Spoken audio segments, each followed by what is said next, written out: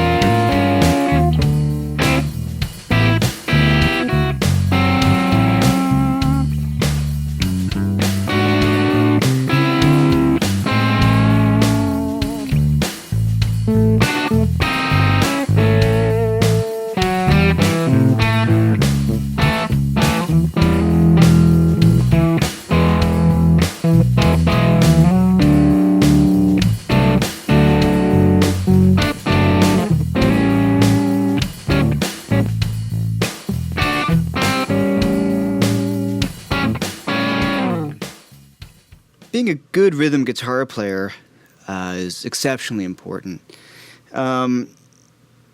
It's learning how to not step on the singer. And it's kind of hard to do here because we don't have a singer, but here's some cool ideas of things to do. We're playing a blues instead of being the guy who's going... Not that there's anything wrong with that, but it can get a little tiresome.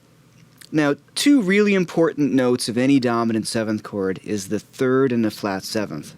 They really define the sound of the chord, and they're called tritones. So I'm going to play up the tritones a little bit in some of these chords. And I'm not going to show you everything exactly, just some ideas. But the main thing here, I'm in A. And the tritone sound for an A7 chord is the G and the C sharp. So...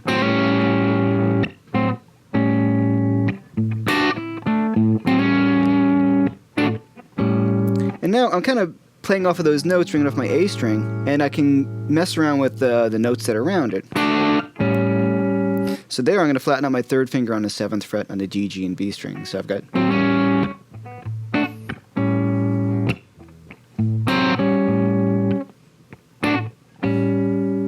Okay, now it's my D7 chord, and I can bring that down, and I have it down a half step, and that outlines my D7 chord. Now, just to continue on that, when I go to my 5 chord, for my 1, I can go up and bring it up a whole step from the D chord, or for a half step from the A, down a whole step to the D. So the motion of this tritone is exceptionally important. So you could actually play a whole blues by just playing those 2 notes and moving around. So, now when I went to my 4 chord, I kind of wanted to spice it up, so I kind of put in... So I'm kind of a 9. I put this G on top, which is a little kind of weird sounding.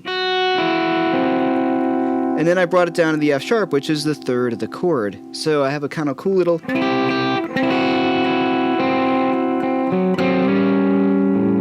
I brought it back down to the A. Now when I went to my E, nice kind of rootsy sound. I played the low E string, my E, which is my root of the chord, of course, and my 3rd, which is the G sharp.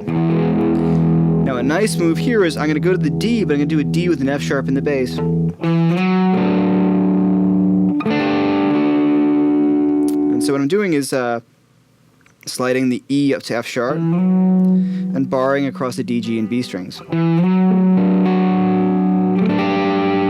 I'm going to put down my pinky there, my second finger on the G for a bit of a sus sound. Then back.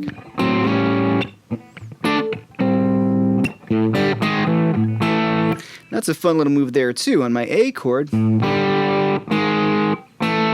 going to play my low A string, open D and G, E flat and A flat, and then back up to the E, for the A chord there.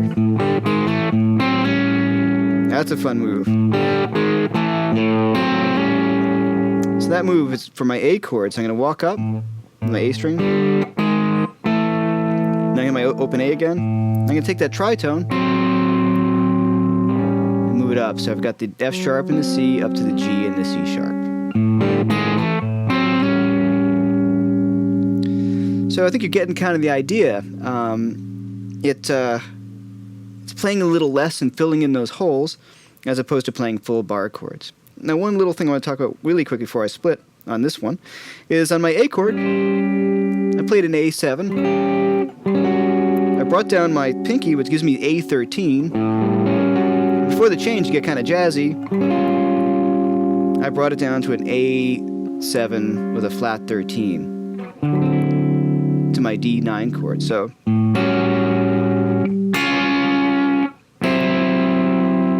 really cool sound. So you're superimposing this sort of little. You guys like Robben Ford do that all the time. It's an old jazz move, but you heard Robben Ford do it in the blues, and it really allows him to play some cool harmonic stuff as a soloist over that. So. Back to my A. Now my E again.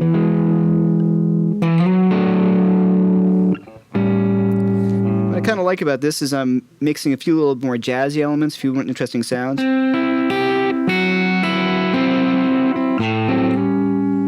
Now that's the kind of thing if you throw in at band practice or something, you might get a few strange looks, but hey, what the heck.